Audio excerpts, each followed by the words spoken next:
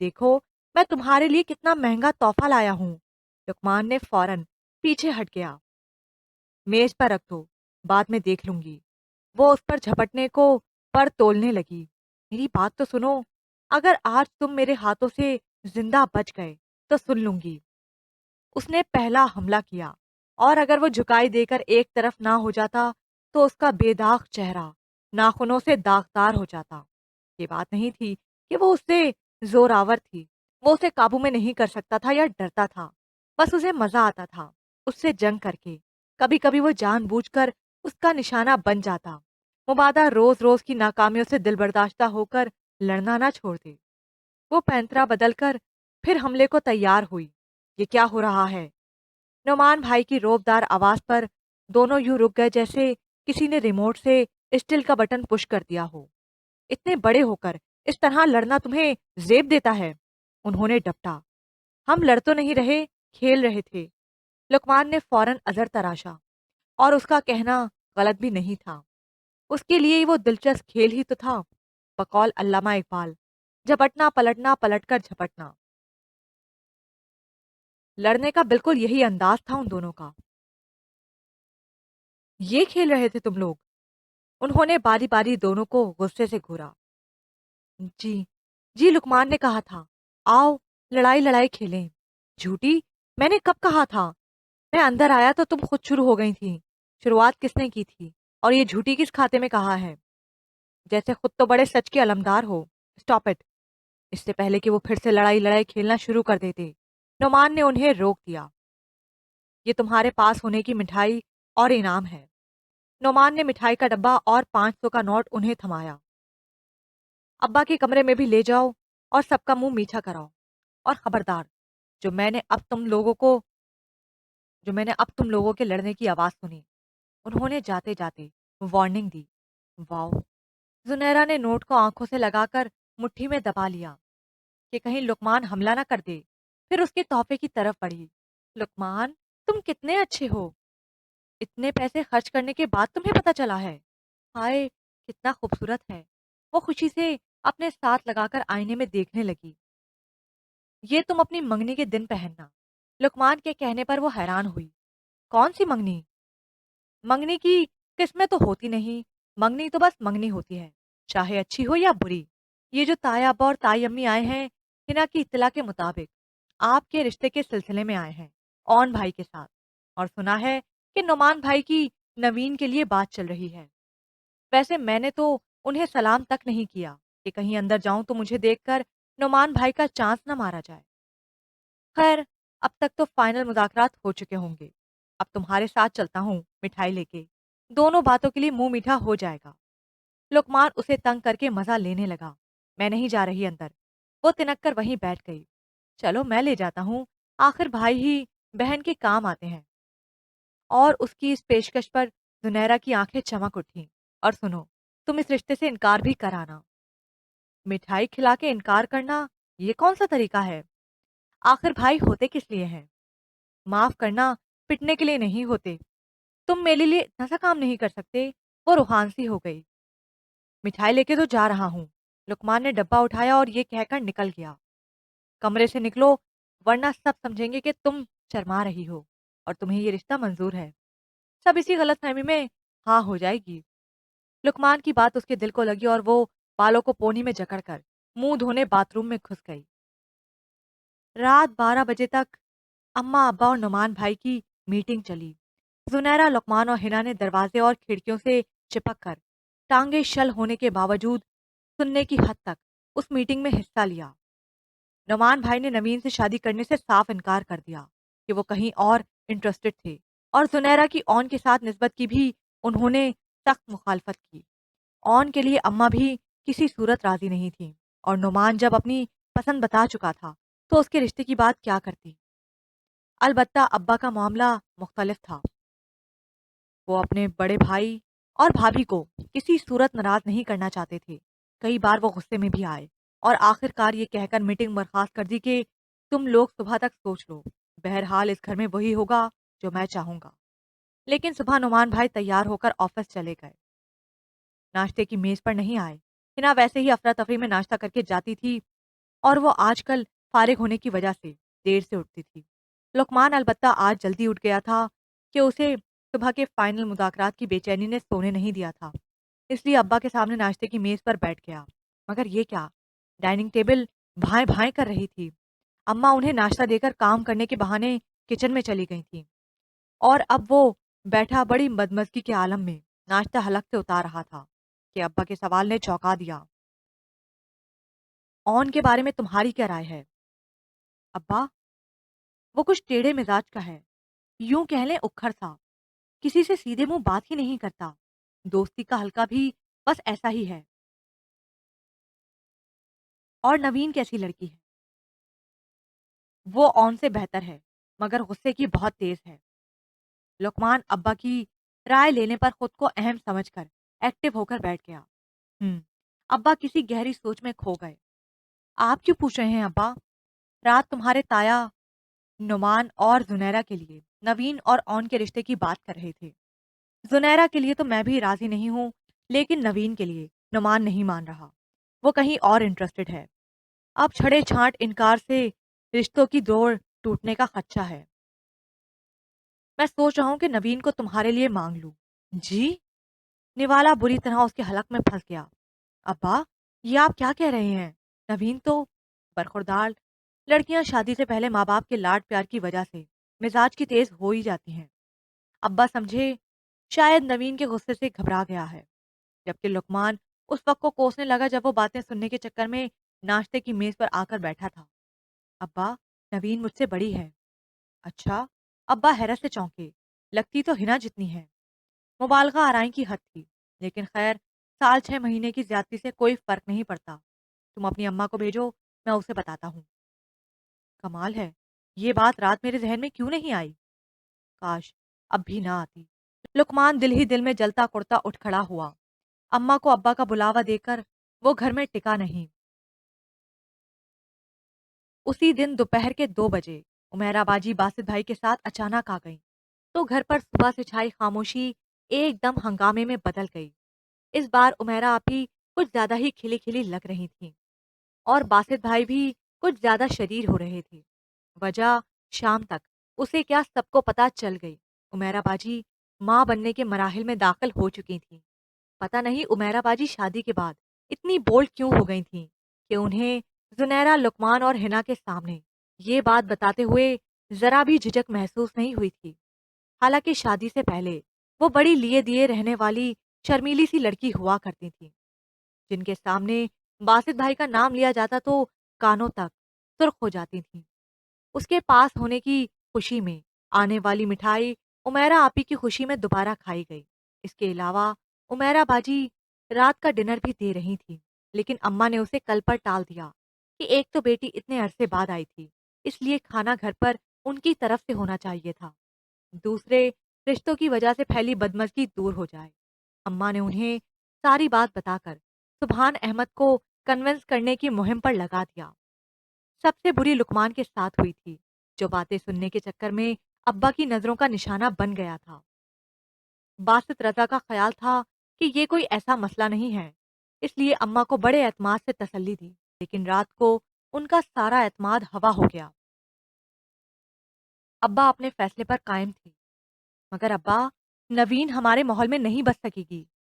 वो बहुत ऊंचे जहन और तेज मिजाज की लड़की है, फिर लुकमान से पूरे 2.5 साल बड़ी है।" मगर अब्बा बोले, "हम अगर माँ बाप बहन भाइयों जैसा सलूक करेंगे तो कैसे नहीं बच सकेगी? आखिर अपने माँ बाप के घर में भी तो ठीक ठाक रहती है, और 2.5 साल का फर्क कोई मायने नहीं रखता। मर्द हमेशा बड़ा लगता है।" अब लुकमान जले पैर की बिल्ली की तरह फिर रहा था। "आप सब अच्छी तरह सुन लें, अगर अब्बा ने मेरे साथ ज्यादती की तो मैं ये घर छोड़कर चला जाऊंगा या जान दे दूंगा। दूसरी तजवीज ज्यादा माकूल है।" जुनैरा ने गैर संजीदगी का मुजाहरा किया। "ये सब तुम्हारी वजह से है।" लुकमान ने उसे घूरा। खिसियानी बिल्ली खंबा नोचे। उसके पेट में हंसी के बगोले उठने लगे। "मैं तुम्हें जान से मार दूंगा, समझी?" वो सचमुच गजबनाक हो गया। "हूँ, वो भला क्यों दबती? Cool down Luqman." बासित भाई ने मुदाखलत की। "सब ठीक हो जाएगा। बासित भाई, आप अब्बा को नहीं जानते। परेशान ना हो, मैं उन्हें कन्विंस कर लूंगा।" अब्बा तो कन्विंस ना हो सके। अलबत्ता नुमान भाई ने लुकमान का फ्यूचर दांव पर लगने से बचा लिया। अब्बा किसी सूरत लुकमान के प्रपोजल से हटने को तैयार नहीं थे। उनका कहना था कि उनके फर्माबरदार लायक फाइक बच्चे ने पहली बार कोई ख्वाहिश की है, वो जरूर पूरी होनी चाहिए। और बेटी के लिए वो वैसे ही मोहतात थे कि ऑन के तौर तरीके उनकी इत्तला के मुताबिक कुछ अच्छे नहीं थे। ये जुल्म है। मैं अब्बा की सौतीली औलाद हूं क्या? लुकमान ने घर सर पर उठा लिया।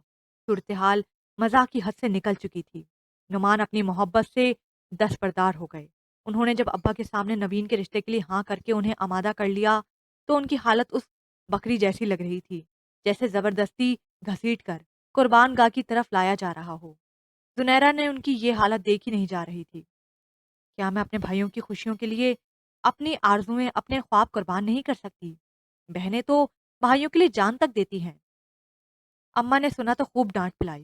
खबरदार, जो आइंदा तुमने इस तरह की बात मुंह से निकाली, तुम्हारे अब्बा के सामने रो पीट के जिस तरह मैंने उन्हें तुम्हारे सिलसिले से रोका है, वो मुझे ही पता है। मगर ये नुमान भाई के साथ ज्यादती है। उनकी हालत देखें, कितनी बुरी हो रही है। वो लड़का है, चंद दिन में ठीक हो जाएगा। फिर वो इस घर में नहीं जा रहा, उनकी लड़की आ रही है इस घर में। मगर अम्मा, मैं तुम्हें अपने जीते जी तो उस घर में भेजूंगी नहीं। मेरे मरने के बाद तुम्हारे अब्बा जो मर्जी करते फिरें। अम्मा, आप कैसी बातें कर रही हैं? वो अम्मा से लिपट कर रोने लगी। तुम्हें इन्हीं आंसुओं से बचाने के लिए तो मैंने जिंदगी में पहली बार तुम्हारे अब्बा से इख्तलाफ किया है। अम्मा, आपको मुझसे बहुत मोहब्बत है। लो भला, माँ अपनी बेटी से मोहब्बत नहीं करेगी तो फिर आप हमेशा लुकमान की हिमायत क्यों करती हैं? मेरे ख्याल में तुम चुप ही रहो तो बेहतर है, वरना जो तुम्हारी हरकतें हैं वो जान जला कर रख देती हैं। लुकमान भी तो ऐसी ही हरकतें करता है, बल्कि उससे भी ज्यादा। बस आप मुझे ही गलत कहती हैं। वो लड़का है, हद को भी छू लेगा तो मुआशरे के लिए काबिल कबूल रहेगा। अम्मा ने समझाया। पता नहीं आप कैसी डिप्लोमेट बातें करती हैं। उसने अम्मा की गोद में मुंह छुपा लिया। बदलता है रंग आसमां कैसे कैसे। वाकई अम्मा का कहना ठीक था। जल्द ही नौमान भाई के चेहरे की रौनक लौट आई। ठीक 3 माह बाद जब उनकी शादी हो रही थी, तो वो बेइंतहा खुश थे। उमैरा आपी को गो के इस रिश्ते पर खुशी नहीं हुई थी, मगर भाई की शादी की खुशी बहरहाल बेहद थी। तबीयत की खराबी के बावजूद उन्होंने भरपूर हिस्सा लिया। लेकिन इस्लामाबाद वापसी से पहले नवीन को ये जताना ना भूली कि वो उसके वालदैन के कहने पर सिर्फ अब्बा की मर्जी से ब्याह कर लाई गई हैं। वरना इस घर के मिजाज और उन लोगों के मिजाज और माहौल में जमीन आसमान का फर्क है। पता नहीं अब नवीन भाभी ने ये बात दिल पर ले ली थी और अच्छी बन गई थी, या वो ऐसी थी ही नहीं जैसी वो समझते थे। जल्द ही वो उनमें घुल मिल गई और अम्मा के मना करने के बावजूद घर के कामों में हिस्सा लेने लगी थी। लेकिन फिर भी कभी कभी उनका मिजाज बहुत सर्द हो जाता था। जुनैरा ने महसूस किया था, खासकर नुमान भाई जब बहुत देर तक अब्बा अम्मा के पास बैठे रहते, या वो लुकमान और हिना मिलकर खेलते हंसते या लड़ाई करते, तो उनका रवैया अजीब खिंचा खिंचा सा हो जाता। फिर उनकी सुई अक्सर जुनैरा पर अटकने लगी।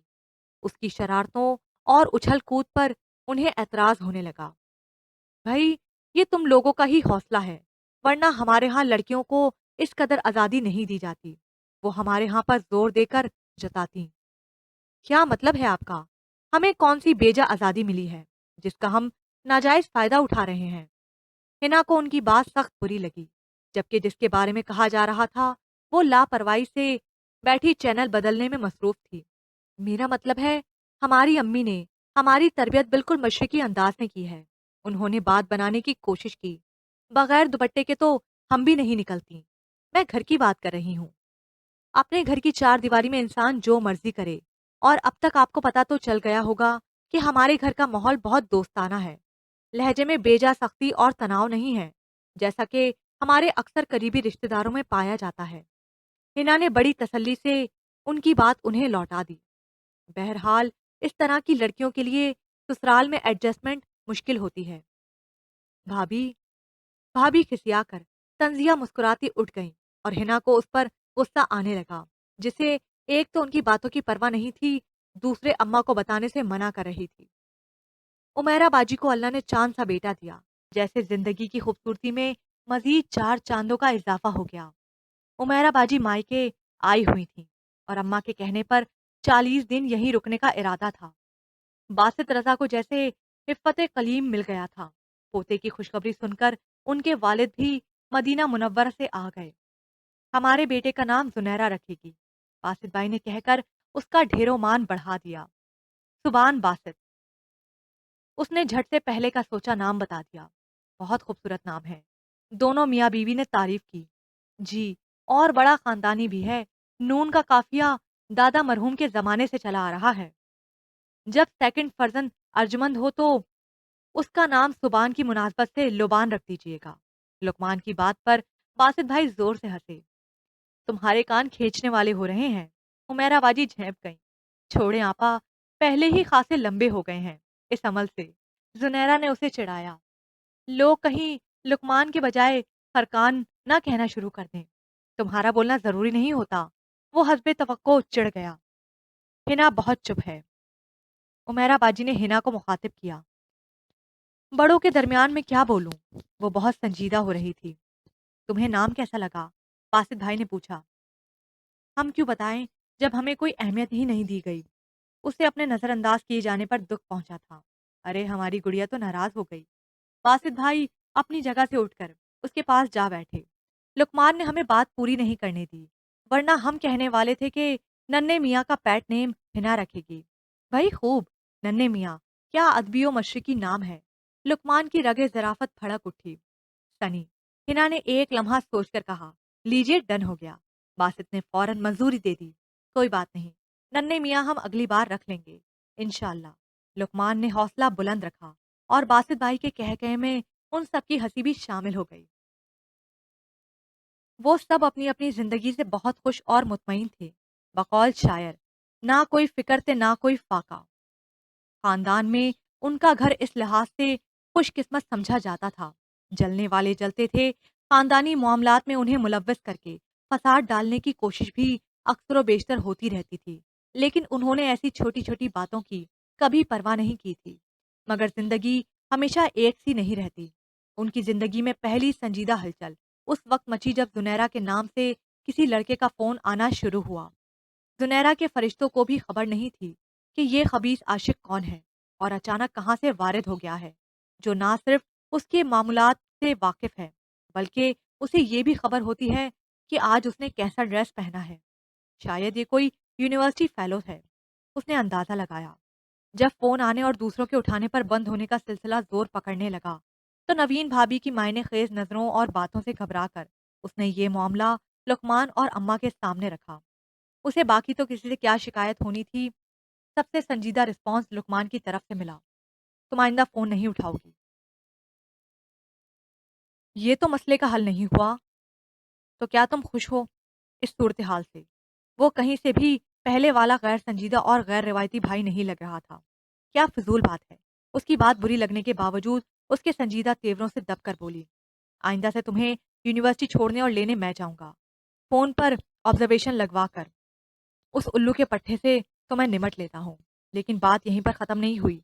नवीन भाभी ने मैके जाकर बताया और फिर ताईजान ने पूरे खानदान में इश्तिहार लगा दिए कि ऑन के रिश्ते से इनकार का सदमा उन्हें भुलाए नहीं भूला था और ऑन उसी की वजह से कहीं और शादी पर आमादा नहीं था। गर्ज, जितने मुंह उतनी बातें। बात का बतंगड़ और राय का पहाड़ कैसे बनता है, उन्हें अब अंदाजा हुआ। वो बेकसूर होते हुए भी खानदान भर के घरानों का हॉट टॉपिक बनकर रह गई। घर वाले और खुसूसन अम्मा इस सूरत हाल से सख्त परेशान थी। कई बार ऑब्जर्वेशन लगवाई थी, मगर या तो उन दिनों फोन ना आता और अगर आता तो किसी पीसीओ से किया होता। उमैरा बाजी को अम्मा ने जब सारी सूरत हाल से आगाह किया तो वो भी परेशान हो गई। अम्मा, मैं चंद दिन तक बासित के साथ मिलने के बहाने आऊंगी, फिर कोई हल सोचेंगे इस मसले पर।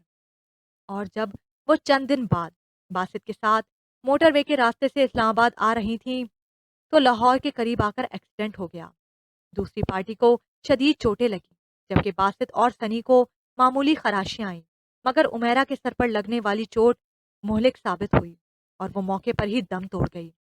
बासित की आंखों के आगे अंधेरा छा गया। बड़ी मुश्किल से हवास काबू में रखकर मोबाइल पर सुसर के ऑफिस का नंबर मिलाया और उमैरा का मुर्दा जिस्म जब उनके घर पहुंचा तो गोया कयामत मच गई।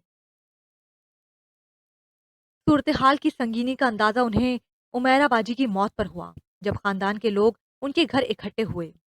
اس صدمے کے ساتھ ساتھ انہیں سب کی ٹٹولتی نظروں اور چپتے لہجوں میں کی جانے والی اونچی سرگوشیوں نے لہو لہان کر ڈالا۔